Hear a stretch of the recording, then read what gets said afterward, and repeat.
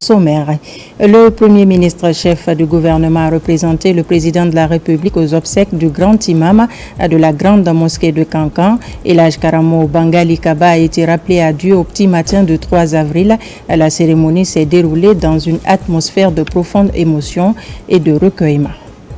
Notre grand format de ce soir nous amène à Boké. Il sera question du processus de commercialisation de la noix de cajou, un produit très prisé dans la localité, devenu l'une des principales activités génératrices de revenus pour lutter contre le chômage.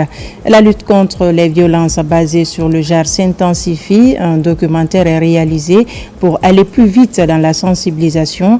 Les étudiants sont le public cible. C'est tout pour les titres.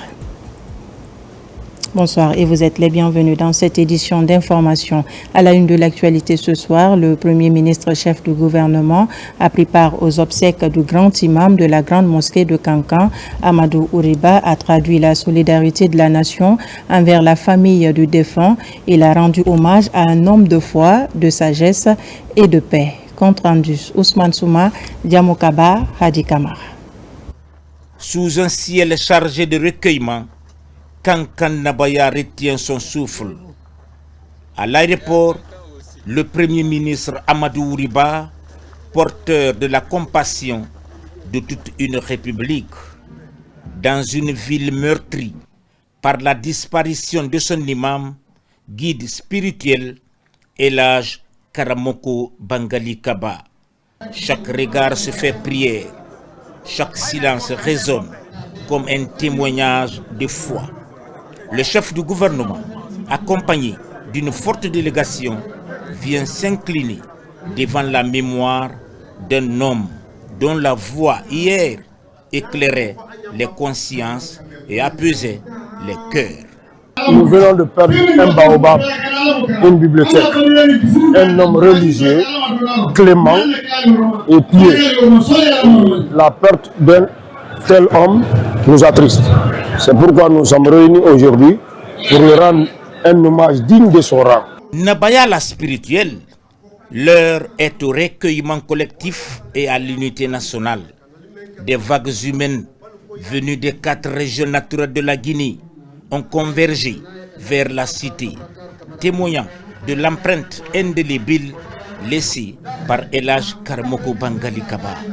Kankan, le temps d'un adieu, s'est mué en un sanctuaire à ciel ouvert, où la nation, dans toute sa diversité, s'est inclinée d'une seule voix pour honorer la mémoire d'un guide dont l'influence transcendait les frontières et les générations.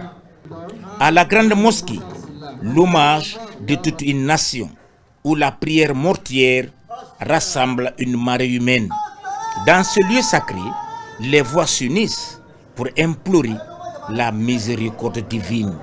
L'homme de foi, reconnu pour sa sagesse, son humilité et son attachement rigoureux aux principes de l'islam, est honoré avec ferveur. Je suis mon représentant direct dans la ville administrative de Kankan en tant qu'inspecteur régional de Haute-Guinée.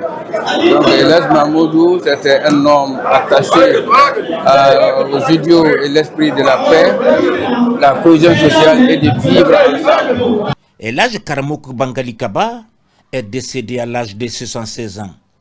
Il avait commencé à diriger les prières à la grande mosquée en 1994.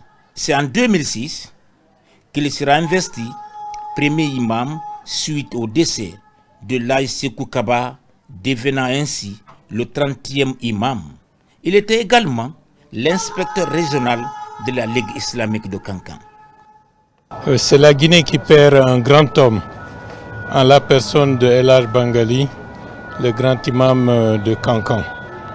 Je le connaissais depuis très longtemps. Et c'est un grand érudit que la Guinée perd ainsi. Quelqu'un plein de sagesse, qui a une vision globale de la société guinéenne et qui a toujours prêché la sagesse, l'apaisement et la réconciliation entre toutes les communautés de ce pays. Comme vous le savez, chacun d'entre nous finira le chemin qu'il parcourt. Et il a fait son chemin, il est parti dans la dignité et le président de la République m'a mandaté de venir le représenter pour assister aux obsèques, en insistant sur le fait que c'est son père spirituel qui vient de disparaître. À la population de Kankan, à la communauté musulmane de Guinée, nos sincères condoléances, que l'âme du défunt puisse reposer en paix. Ainsi s'achève le voyage terrestre d'un homme dont la vie fut dédiée à Dieu, au savoir et à la communauté.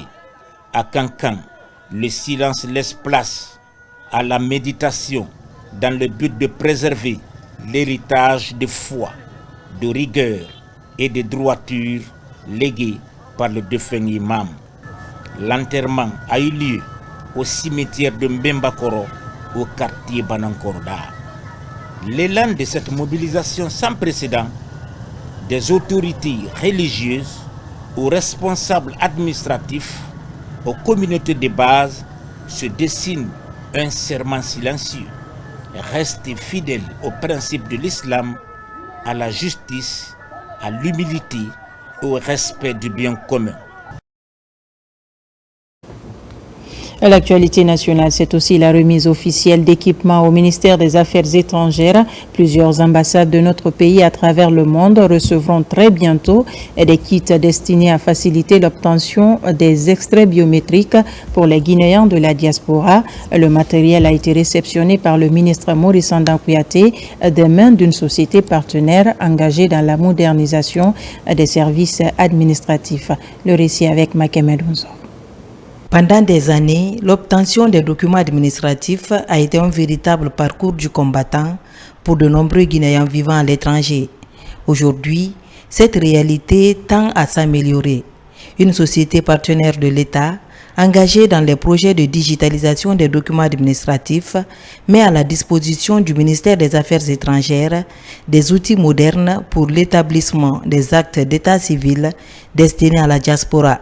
Nous avons le plaisir de vous annoncer le déploiement effectif des kits d'enrôlement de dernière génération auprès des missions diplomatiques et consulaires. La délivrance de 850 333 actes de naissance et cartes d'identité nationale biométrique. Le ministre des Affaires étrangères appelle toutefois à une gestion rigoureuse et responsable de ces équipements administratifs. Ces kits doivent aller sans délai dans tous les pays où nous avons nos ambassades et que les ambassades puissent rayonner vers des pays dans lesquels nous n'avons pas d'ambassade. Cette partie technique doit être résolue. Et si les kits sont mobiles, nous pouvons le faire. Nous vous demandons de le faire avec nos équipes.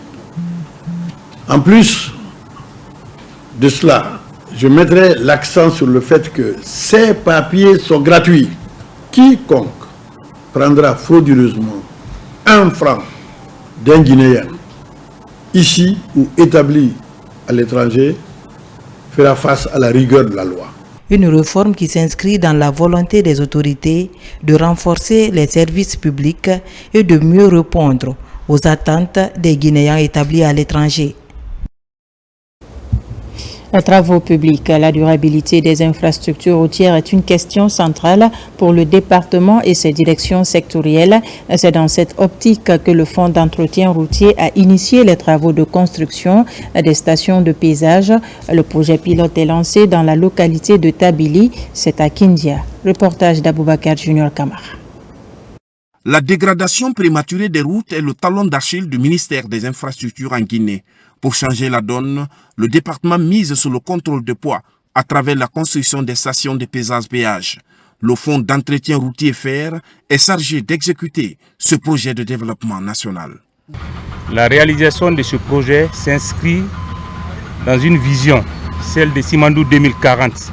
Le chef de l'État, Monsieur le Président de la République, le général Mamadi Doumbouya, tient à cœur la réalisation de ce projet. Nous avons tenu compte du contenu local. L'état du réseau routier est satisfaisant et il faut trouver des moyens de maintenance du réseau routier.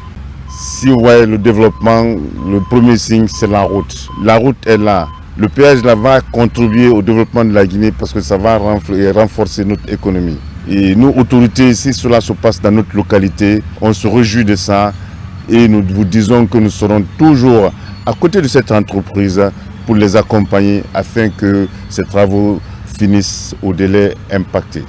L'entreprise Metal Plus s'occupe de la réalisation avec toutes les commodités d'une infrastructure moderne. Déjà, tous les moyens logistiques, techniques et professionnels sont mobilisés. On va avoir 2 fois 6 voies pour permettre justement d'absorber ce flux.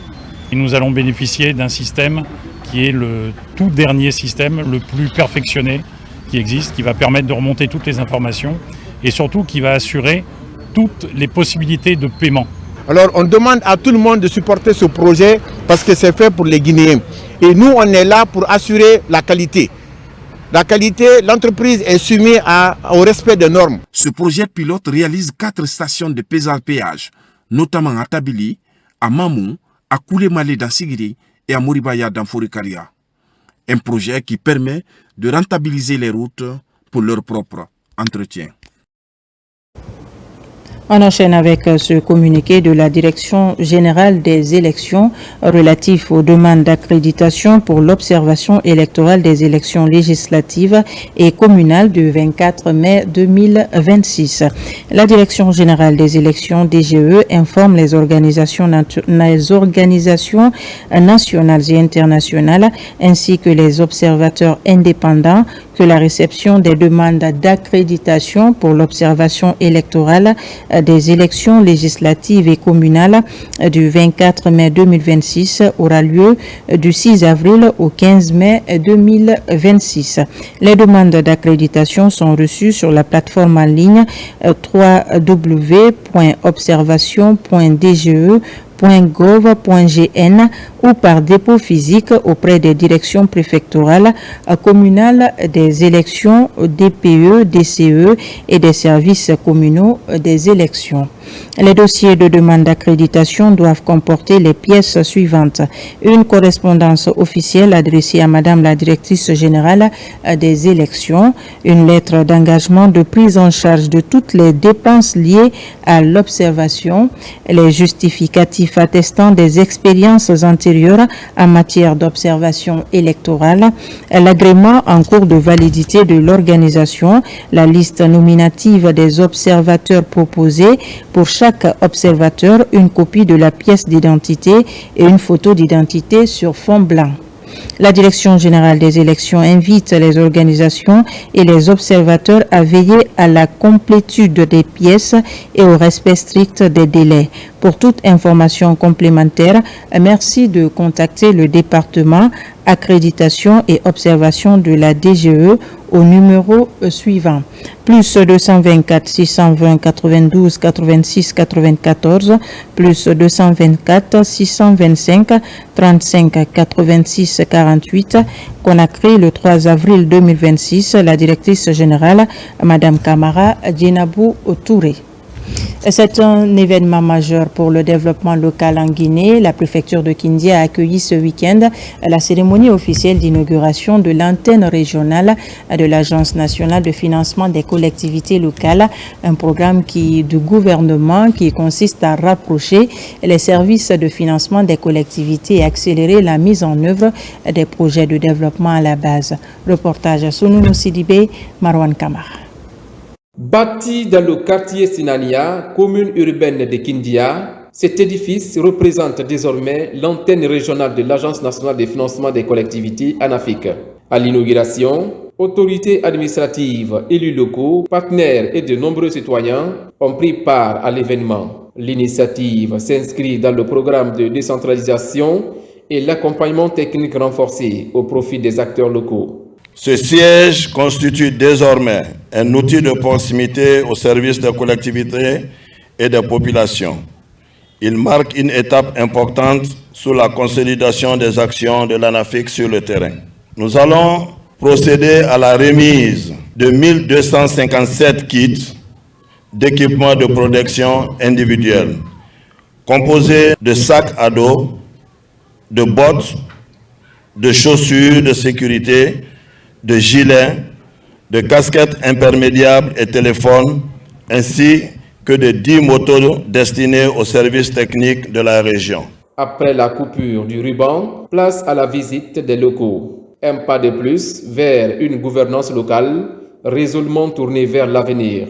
Cette antenne permettra sans nul doute d'améliorer la gestion des ressources, accompagner les collectivités locales et de favoriser la réalisation d'infrastructures de base au bénéfice de nos populations.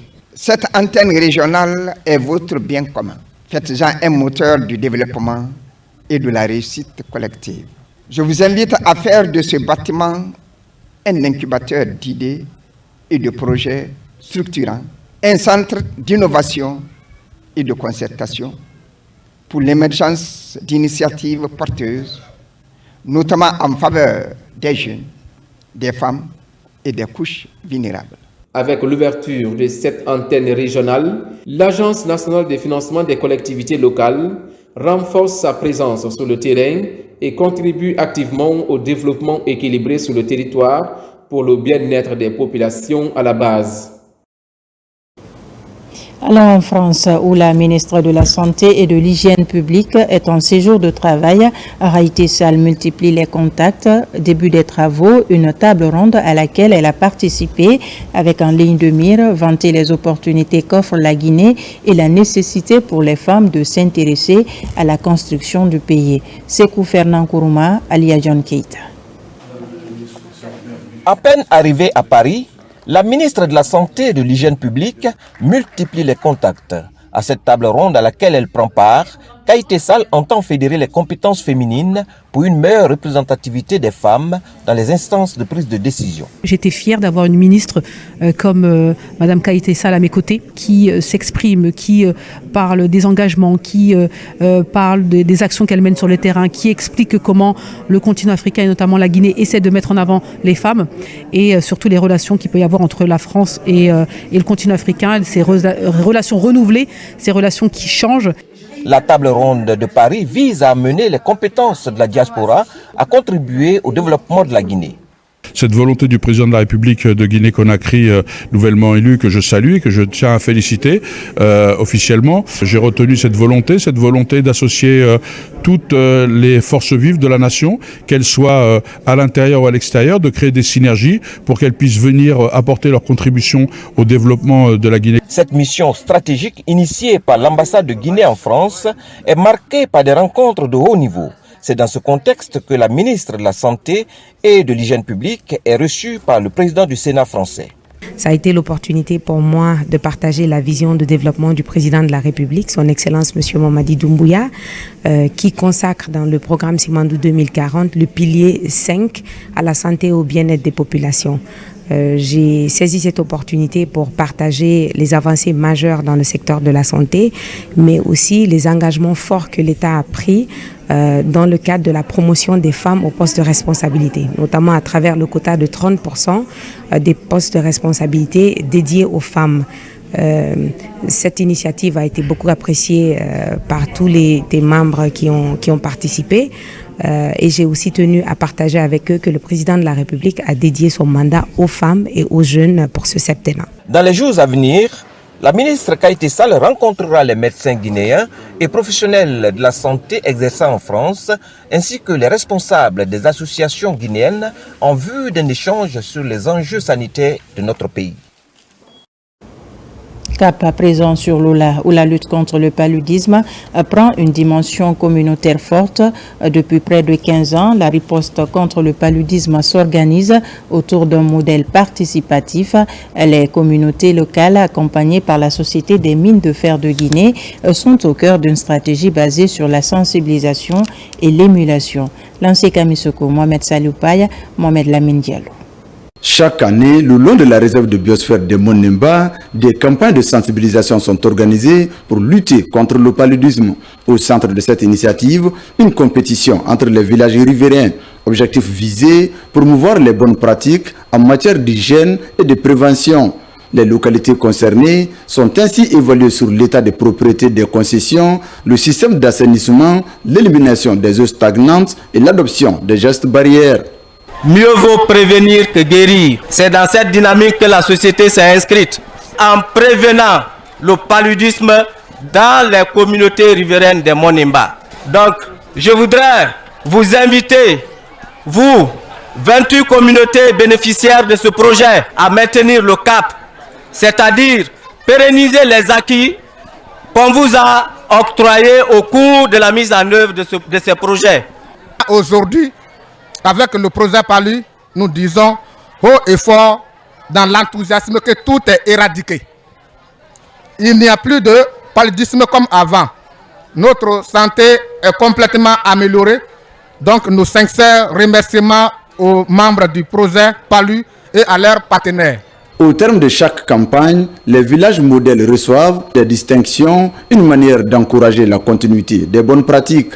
Ce projet PALU que nous clôturons aujourd'hui, ce n'est pas la première. C'est depuis 2008 que le projet a vu le jour. Et de 2008 à nos jours, nous sommes à un peu plus de 6 milliards de francs guinéens dépensés dans la lutte contre le paludisme dans nos communautés. Pour justifier l'impact, les représentants de la santé sont là, ils en diront plus. Et nous, nous faisons juste que de rappeler à nos communautés qu'on se soucie de la santé des employés au même titre que la santé des populations. La cérémonie de clôture a mobilisé autorités administratives et locales ainsi que de nombreuses populations venues des différentes localités riveraines, preuve de leur engagement et de leur adhésion collective à cette initiative. Récemment, la commune urbaine de Kerouane était à l'honneur pour accueillir la campagne régionale de lutte contre la cataracte. Le projet citoyen porté par un ophtalmologue a touché 100 patients. Après la réussite des opérations gratuites, une journée de reconnaissance est organisée pour accélérer le bon samaritain. Diamokaba est notre correspondant sur place. À Kerouane, la consultation et l'intervention chirurgicale ophtalmologique gratuite ont touché plus d'une centaine de patients. Après la réussite de l'opération, l'initiateur est à l'honneur pour rendre à l'Ouest sa transparence et corriger la vue. Il s'agit de l'actuel directeur général de l'hôpital régional de Kankan, ophtalmologue de profession, Dr Fremba Kamara. À travers cette mobilisation, Sanankoro se veut reconnaissant. L'État patriotique humanitaire témoigne non seulement de son amour pour la patrie, mais aussi de son adhésion concrète à la vision du chef de l'État. Au nom de la commune urbaine de Kerouane, de ses autorités et de l'ensemble de sa population, j'exprime notre profonde gratitude et notre reconnaissance sincère à Dr Fremba Kamara. Je l'apprécie vraiment et je pense que le domaine qui lui a été accordé, on fera tout l'effort pour qu'il construise une clinique ophtalmologique digne de nom à Kerouane. Aujourd'hui, la chirurgie reste la seule solution envisageable pour soigner la cataracte, considérée comme la principale cause des déficiences visuelles. Porter l'humain au cœur de la médecine est l'une des particularités de cette assistance pour éviter des évacuations sanitaires. Aujourd'hui, je me vois attribuer le titre de citoyen d'honneur de Kerouane, une première. Je comprends aujourd'hui que les actes de bienfait ne sont jamais perdus. Et c'est le vrai sens. Monsieur le maire vient de m'attribuer un domaine pour construire un cabinet ophtalmologique là où ces citoyens peuvent aller se soigner sans se déplacer pour aller à Kankan. Je ne ferai que le remercier. Cette journée de reconnaissance est organisée par les membres de la délégation spéciale de Kerouane pour exprimer les satisfactions des patients. Une dynamique pour apporter des réponses de proximité aux besoins de santé publique en milieu rural. Dans le même registre, à l'hôpital régional de la Baie, la dynamique de modernisation se poursuit. Après rénovation et équipement des autres bâtiments, celui de l'administration est également entré dans la danse. Objectif, améliorer les conditions de travail et la prise en charge des patients. Nabila Moussa Kamara commente les images de Sarafdine Diallo. C'est pour rendre l'hôpital régional de la Baie beaucoup plus attrayant, propre et surtout fréquentable que des travaux de rénovation et d'embellissement de l'édifice ont été engagés par la direction générale. Aujourd'hui, l'infrastructure fait peau neuve. Elle est dotée de toutes les commodités requises en termes d'équipement. La démarche vise à offrir au personnel administratif et soignant ou encore aux patients un cadre de travail et des séjours plus confortables. L'inauguration de cette nouvelle salle de staff concrétise cette dynamique Elle n'est pas seulement un espace rénové, un symbole de rigueur, de professionnalisme et de collaboration. Ce cadre moderne nous permettra de mieux planifier, coordonner et échanger pour offrir des soins majeurs à nos patients. Qu'il vous plaise de remercier au nom de toutes les inspections, de tous vos services, l'hôpital régional pour la qualité des prestations, mais aussi pour le cadre qu'on offre à nos populations. Au-delà de la rénovation du bloc administratif, plusieurs autres services sont à ce jour réhabilités et surtout redynamisés. J'avoue qu'aujourd'hui, c'est un sentiment de satisfaction totale qui m'anime en tant que citoyen de la baie par rapport à la qualité des services rendus aux citoyens, non seulement, mais aussi la propriété qui caractérise à cette structure aujourd'hui. Nous sommes déterminés à vous soutenir pour que vous puissiez vous surpasser et offrir le meilleur de vous-même pour le bien-être sanitaire de nos communautés. Depuis plus de 5 ans maintenant, de nouvelles réformes sont engagées au sein de cet hôpital régional afin d'offrir des services de qualité et de soins adéquats aux populations de la baie. Une dynamique qui aujourd'hui positionne cet établissement parmi les structures sanitaires de référence. La direction Bokeh pour voir le processus de commercialisation de la noix de cajou à Kakandé. Le commerce de ce produit très prisé devient l'une des principales activités des citoyens en vue de lutter contre le chômage. En cette période de récolte, le business est créé entre planteurs, acheteurs et transporteurs.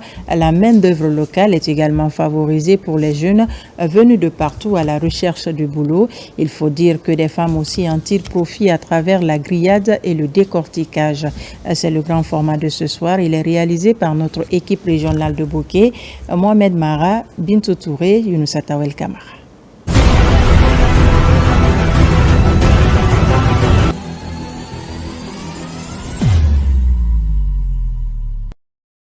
La culture de l'anacarde devient ces dernières années l'une des principales activités des paysans de la région de Bokeh.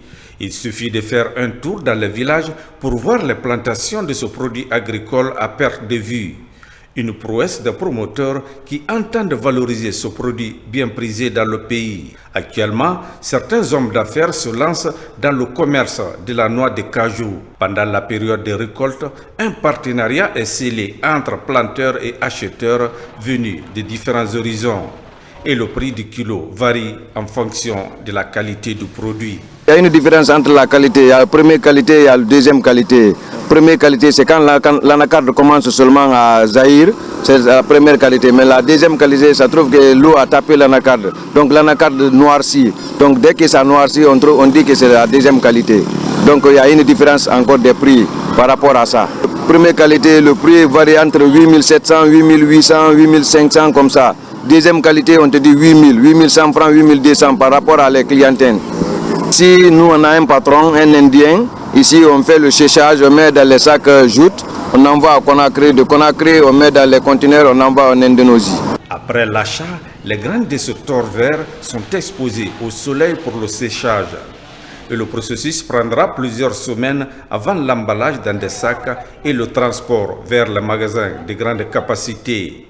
Le travail est souvent assuré par des jeunes à la recherche de l'emploi. Avec les clients, ils prennent les acajou vers les villages éloignés. Ils viennent, on pèse et puis on les paye. On a des travailleurs, ils déposent sur la balance. Ce qui sort sur la balance, on prend, on écrit ça. C'est à travers ça, fois le prix et puis on paye. C'est nous, on les paye. On a des magasins, quand on achète, c'est les travailleurs qui prennent et puis ils mettent dans les magasins. S'il y a les embarquements, et puis on met dans les camions et puis on envoie là où on revend. Il y a beaucoup de personnes à qui on revend. Il y a des étrangers et puis il y a les Guinéens. Ils viennent, ils sondent pour voir là où on. Ça dépend de là où on et puis ils achètent. Là où on contrôle qualité. Ils embarquent dans les remorques et puis ils envoient. On a des travailleurs ici, des jeunes qui viennent de Gawal, de Kumbia, de Kunsitel, qui viennent faire la manutention du produit, quoi. C'est pas journalier, ils travaillent en fonction des sacs. Donc un sac débarqué, piécé, rentré, on les paye à 2500, des fois à 3000. Quand on fait le séchage, on met dans les sacs joutes, on fait rentrer le sac, on le paye 5000 francs par sac. Donc c'est en fonction des sacs qu'on leur paye. Au-delà des hommes, certaines femmes se lancent également dans le commerce de la noix de cajou. Et parmi ces femmes figure en bonne place celle du quartier Tamaransi, la porte d'entrée du chef-lieu de la préfecture de Boké. Elles sont réputées dans cette activité génératrice de revenus. Un travail souvent délicat pour ces braves femmes qui procèdent à la grillade et au décortiquage de la graine de cajou sans se protéger les mains. Toutes choses qui provoquent des brûlures dues au gaz de ce produit. Et après ce processus très difficile, le produit fini est mis dans des boîtes et sachets pour la vente. Nous achetons la noix de cajou et puis on envoie pour griller. Après grillade, on les met au soleil avant de décortiquer. Ici, nous vendons deux qualités. La première, c'est ce qui est grillé et la deuxième, c'est la couleur blanche. Les clients font le choix entre ces deux. Nous rencontrons quelques difficultés, notamment la chaleur et les brûlures des mains. Le prix varie entre 10 000 à 50 000. Nous aussi, c'est le problème d'emballage qui nous fatigue souvent. On gagne difficilement ces boîtes de mayonnaise au marché. Actuellement, on achète un sac de noix de cajou à 600 000 francs. Après la vente, on gagne un peu. Mais parfois, si on tombe sur les mauvaises graines, ça devient une perte pour nous. Étalé au bord de la route, ce produit agricole très prisé attire souvent les usagers du corridor Kolabui, commune urbaine de Boké. Des usagers qui font escale pour acheter cet aliment nourrissant. Quand je passe ici, souvent, je m'arrête ici après pour acheter ça. Donc j'aime ça beaucoup, j'aime beaucoup. C'est doux. Des fois, quand j'achète ça, il y a mes petits frères à la maison. Ils aiment ça beaucoup, beaucoup. Comme on le voit, nombreux sont des citoyens qui tirent profit de cette activité pour subvenir aux besoins familiaux. Avec des milliers d'emplois et des revenus générés, la noix de cajou s'impose dans la région de Boké comme un véritable tremplin contre le chômage et la pauvreté.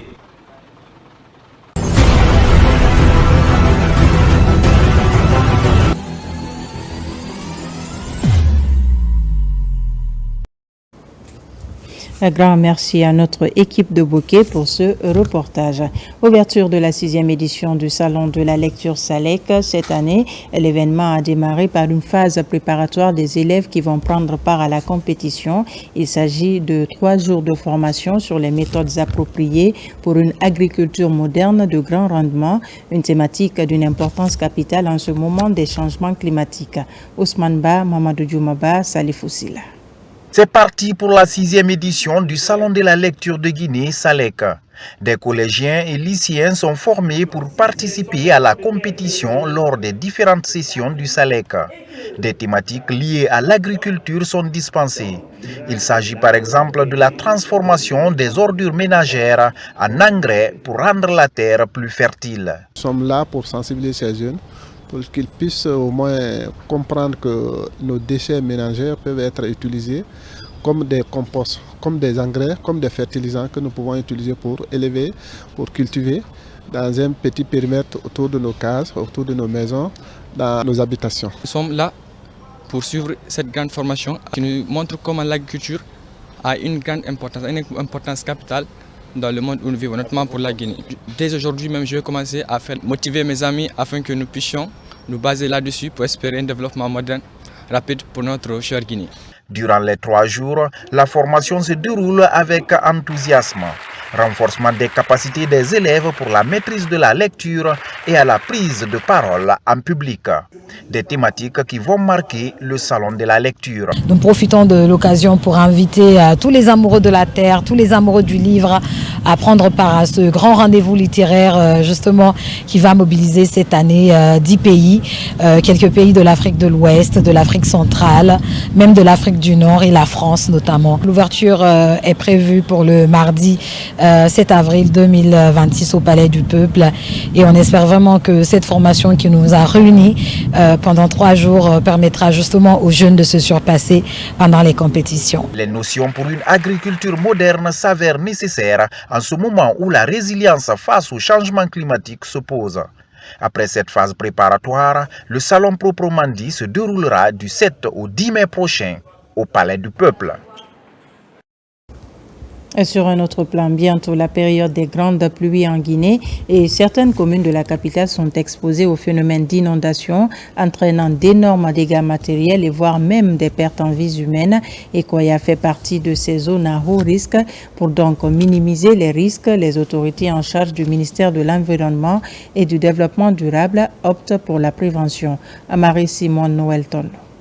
En Guinée, les inondations restent l'une des catastrophes naturelles les plus fréquentes et plus impactantes. Parmi les zones à haut risque, la commune urbaine de Koya. Le ministère de l'Environnement et du Développement durable dans l'exécution des mécanismes de résilience des communautés face aux effets du changement climatique. Le département procède au lancement de son projet de mise en œuvre d'un plan qui vise à réduire les risques d'inondation dans la commune urbaine de Koya. Le choix n'est pas fortuit, il est basé sur un événement qui a entraîné des pertes en vie humaines et chacun de nous, dans sa chair, a pu constater et regretter ce qui est arrivé, n'est-ce pas, à Koya. Ce projet, nous l'accueillons à bras ouverts dans l'intérêt supérieur des communautés, parce que les victimes, c'est eux. Si l'État, à travers le ministère de l'Environnement, envisage ce projet, nous comptons nous impliquer auprès des points focaux pour pouvoir identifier réellement les risques liés aux inondations. À travers ce projet pilote, les collectivités concernées devraient se munir d'un document leur permettant de cerner les problèmes liés aux inondations. Il va se dérouler sur plusieurs phases. Ce document, sa mise en œuvre doit interpeller tous les acteurs. Parce que le ministère de l'Environnement, avec l'ensemble de ses acteurs, seront là à faire un constat et trouver des problèmes. Pour trouver solution à ces problèmes, il faut l'implication de tous les acteurs. Ces 14 quartiers de Koya qui vont être ciblés, qui vont être étudiés, il y aura un plan global, mais ils vont aussi avoir leur sous-plan, les quartiers, pour pouvoir intervenir de façon très structurée. L'exécution de ce projet va s'étendre sur 3 mois avec un coût global de réalisation de 186 millions francs guinéens. Il est financé par l'UNICEF avec un accompagnement technique et logistique du ministère de l'Environnement et l'ensemble des services sectoriels. À la fin de l'exécution du plan, le document élaboré sera soumis à l'approbation de tous les acteurs du projet pour validation avant la remise officielle aux collectivités. Dans le cadre de l'atteinte des objectifs du ministère de la Communication, de l'économie numérique et de l'innovation en matière de développement du capital humain, la Direction générale de la radio rurale de Guinée vient de boucler à Farana un programme de formation de 100 journalistes et techniciens. L'enjeu est d'apporter des innovations dans les programmes de médias de proximité. Plus de détails avec Yerno Ousmane Diallo. À travers la Guinée, 40 radios rurales sont actuellement opérationnelles pour informer les populations et relayer les préoccupations du monde paysan. Le ministère de la Communication, de l'économie numérique et de l'innovation veut impulser une nouvelle dynamique dans le développement de ces radios en renforçant les compétences des journalistes et techniciens qui y travaillent. Après Kindia, Farana abrite les travaux qui réunissent 50 acteurs de ces médias issus des régions de la Haute-Guinée et de la Guinée forestière. L'engagement communautaire dont on fait allusion pour la formation là, c'est un atout majeur pour les techniciens et animateurs de la radio rurale, surtout la prise de son, la technique de prise de son, parce qu'actuellement on a la polyvalence au niveau des différentes stations et ça nous permet d'améliorer nos façons de faire. Aujourd'hui, nul n'ignore l'importance de cette radio rurale en termes de communication, mais aussi en termes de sensibilisation dans le cadre de la lutte contre les épidémies, dans le cadre de la lutte contre les fausses informations, mais aussi les techniques culturelles et d'élevage dans nos communautés rurales. C'est pourquoi renforcer les capacités des utilisateurs de ces radios, qui sont les journalistes et les techniciens, est une aubaine pour nous Et cette initiative doit être saluée et encouragée. Ce programme de renforcement des capacités des journalistes et techniciens des radios rurales intervient dans un contexte d'acquisition de nouveaux équipements de diffusion et de modernisation des programmes de ces stations. La qualification du personnel de la radio rurale de Guinée est une priorité du ministre de la Communication, de l'économie numérique et de l'innovation, son Excellence Mourana Souma. Nous voulons dynamiser nos différentes radios rurales. Vous avez vu, je le disais à Kindia, que les radios sont autonomes en termes d'énergie. Les émetteurs, près de 30 et quelques, sont obtenus, qui seront injectés dans le réseau de radios rurales.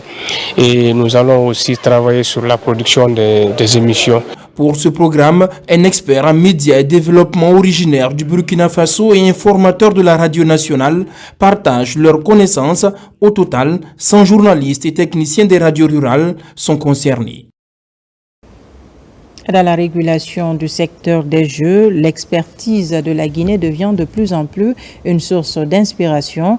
Des émissaires du Zimbabwe viennent de séjourner à Conakry pour s'enquérir des méthodes de réorganisation mises en place par l'autorité de régulation du secteur des jeux et pratiques assimilées. Des avancées partagées de part et d'autre pour vulgariser les astuces d'une gestion axée sur l'obligation de résultats. Nabila Moussa Kamara. À son siège, la direction de l'autorité de régulation du secteur des jeux et pratiques assimilées a accueilli une délégation de l'autorité de régulation des jeux de Paris du Zimbabwe. L'objectif de cette visite de 2 jours à Conakry est de s'inspirer du modèle guinéen. The Republic of Guinea and mainly the regulator for receiving us. En Guinée, dès notre arrivée, nous avons constaté que l'équipe est très expérimentée et lors des échanges, plus particulièrement, nous avons beaucoup appris au niveau de la plateforme de monitoring et la façon dont le contrôle est fait, aussi la façon dont le monitoring est fait. Avec le nombre de staff qui est là, nous avons été très impressionnés. À la sortie de cette visite-là, au retour du pays, tout ce qu'ils vont apprendre en termes de technologie, donc ils vont essayer de l'implémenter, essayer d'améliorer un peu leur système. Voilà. Les cadres de l'institution entendent renforcer la coopération régionale et internationale en vue de profiter pleinement des opportunités économiques. Les petites expériences que nous avons eues depuis notre création, ça a plu à d'autres nations aussi. Donc c'est pour cela qu'ils sont venus pour qu'on échange ici les méthodes, les stratégies et afin de trouver des solutions en fait. C'est dans le cadre ici de renforcement des liens entre les pays sud-sud. Quant aux problèmes auxquels nous sommes tous ici confrontés, l'organisation, le fonctionnement, les conditions financières d'exploitation régulièrement mises en place dans le secteur des jeux en Guinée attirent de plus en plus les pays de la sous-région et du reste du continent. Pour un partage d'expérience sur la régulation des jeux, une délégation du Zimbabwe a séjourné aussi en Guinée afin d'échanger sur le fonctionnement du secteur, mais aussi améliorer les performances dans le secteur des jeux. Et puis, l'érudit de Kindia était récemment à Bofa pour animer une conférence islamique. La paix était le sujet principal de cette rencontre qui a intéressé plusieurs religieux de la commune urbaine de Bofa. Et l'âge Abdul Wakil en a profité pour offrir des engins roulants au chef religieux de Kolisoro et 100 millions à l'association islamique Min Indila pour la promotion de l'islam en Guinée. Nabi Kamara pour les détails.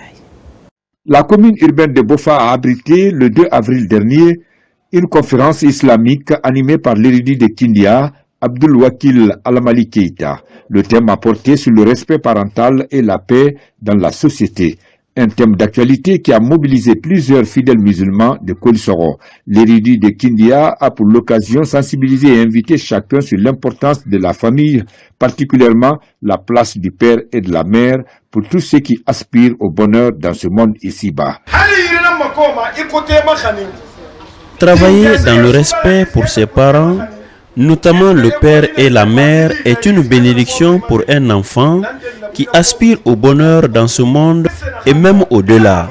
C'est pourquoi la religion accorde une place importante à l'éducation et à la paix pour une vie paisible et harmonieuse. Pour les autorités préfectorales de Bofa, la tenue de cette conférence vient conforter davantage l'esprit islamique qui a toujours prévalu dans le comportement des filles et fils de cette cité religieuse. Ce que nous avons vécu aujourd'hui à Bofa est une première. Cela confirme, s'il en était besoin, que l'érudit de Kindia est un don de Dieu qui se bat corps et âme pour le développement de la religion musulmane. Bofa, communément appelé Arapon Kakolisoro, c'est un foyer islamique qui date de plusieurs siècles. Et voir quelqu'un d'autre venir renforcer la foi islamique dans la préfecture de Bofa, ça nous rend plus que grand aujourd'hui. Et nous ne cesserons de dire merci à Allah et lui prier de lui accorder lui aussi santé, longévité. Avant de quitter Bofa, l'érudit de Kindia a offert un véhicule 4x4 au secrétaire général des affaires religieuses préfectorales et des motos pour ses représentants dans les sous-préfectures.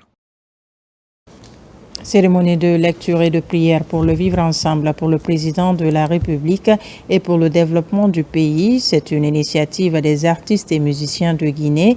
À travers cette rencontre religieuse, les organisateurs s'engagent à accompagner le gouvernement dans la promotion de la paix dans notre pays. Moussa Bangoura, reportage. Ici, à la grande mosquée Faisal, haut lieu de la spiritualité, de nombreux comédiens, orchestres nationaux, ballets africains, Guelitomba et artistes vedettes se retrouvent pour prôner la paix. Avec les leaders religieux, le livre saint a été lu plusieurs fois. Faire les lectures de Saint-Coran pour le président, pour que le bon Dieu le protège pour ces 7 ans de mandat et que la santé, longévité.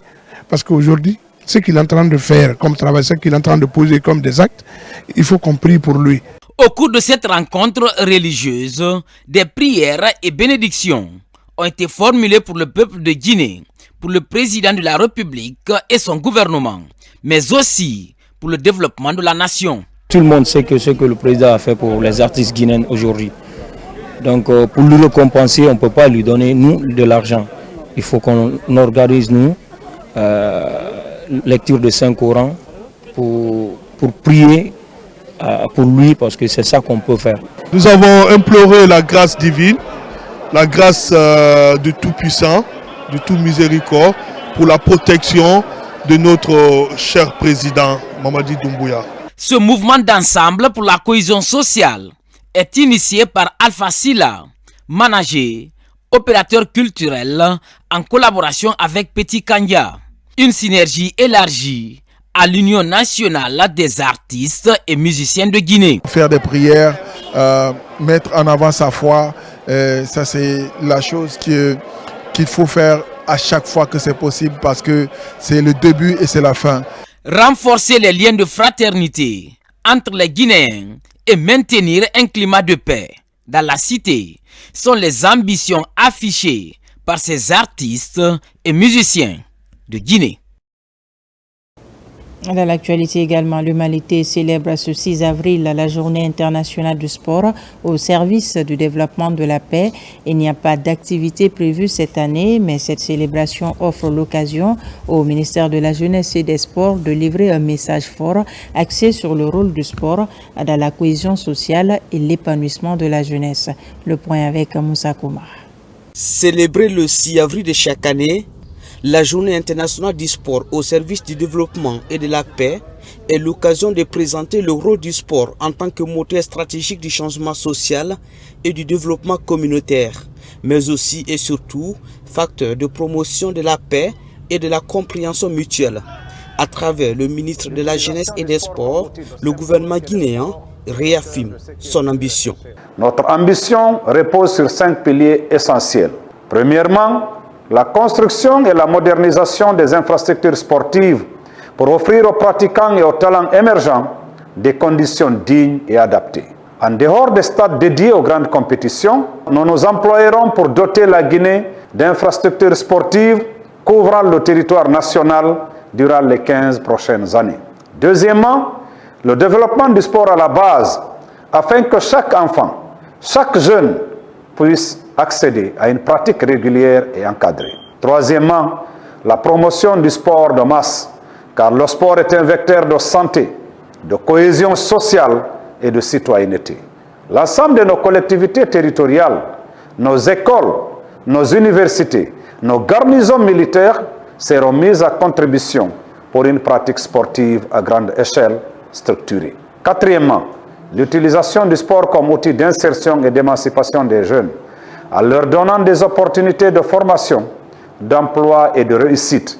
Nous l'avons commencé avec la construction des centres d'émergence, dont celui de Bambeto Koza et celui de Sangoya, qui sont très avancés avec une extension dans les 7 autres régions administratives de notre pays.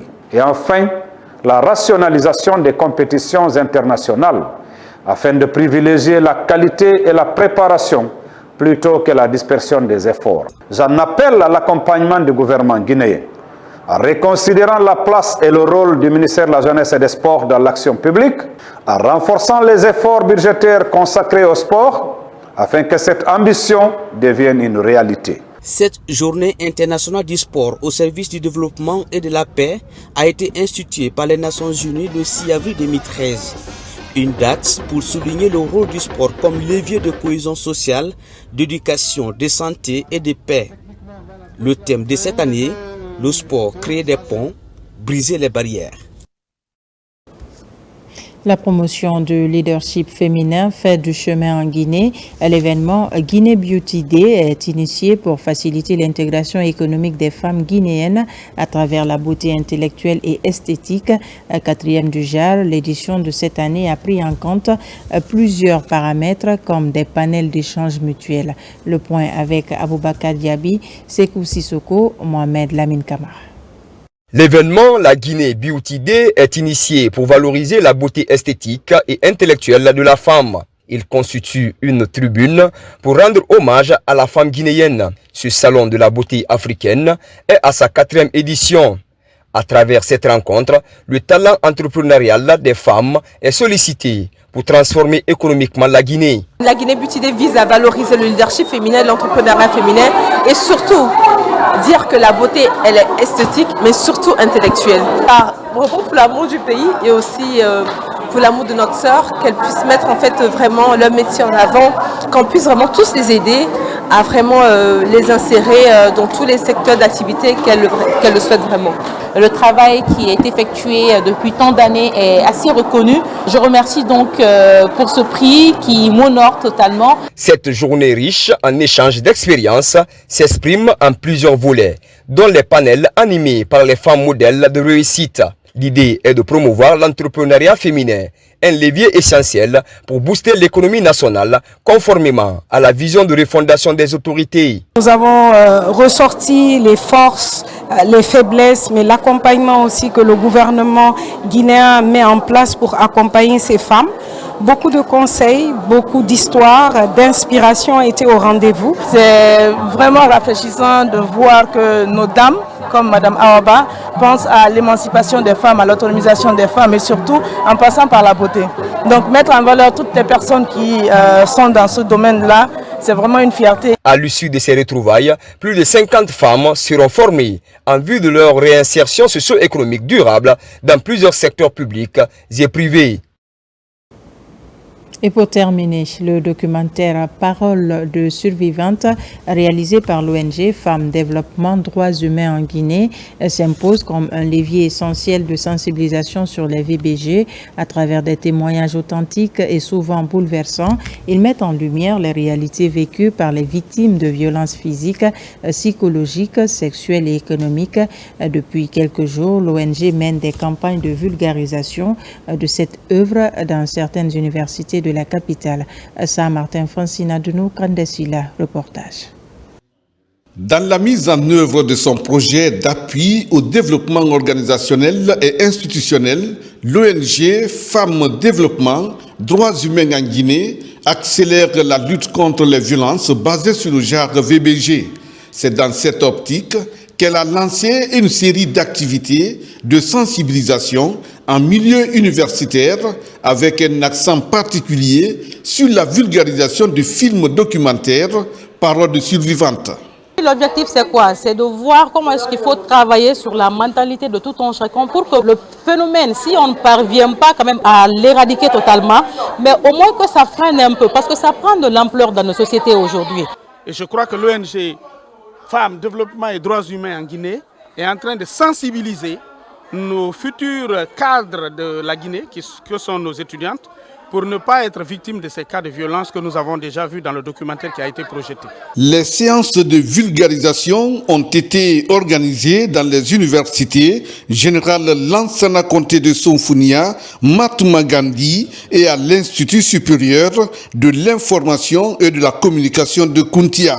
On voit plusieurs ONG allant dans le sens de culture, de sport, de question de se faire de l'argent, mais l'objectif et le but de cette ONG, c'est un peu humain pour défendre la cause des personnes qui sont faibles en Guinée, les femmes, les enfants et toutes les personnes qui subissent des violences pareilles. Avec l'accompagnement des partenaires Feminist Opportunities Now et l'IPPG, la vulgarisation du documentaire Parole de survivante de l'ONG Femmes, Développement, Droits humains en Guinée, en milieu universitaire, illustre une approche innovante et participative de la sensibilisation qui met en évidence l'importance de l'engagement collectif pour faire reculer durablement les violences basées sur le genre en Guinée. Voilà qui met fin à ce journal. Merci de nous avoir reçus chez vous. L'actualité se poursuit sur notre site, le www.rtgguinée.info. Je vous dis à très vite pour d'autres actualités de la Guinée, notre paradis, terre de richesse et d'innovation.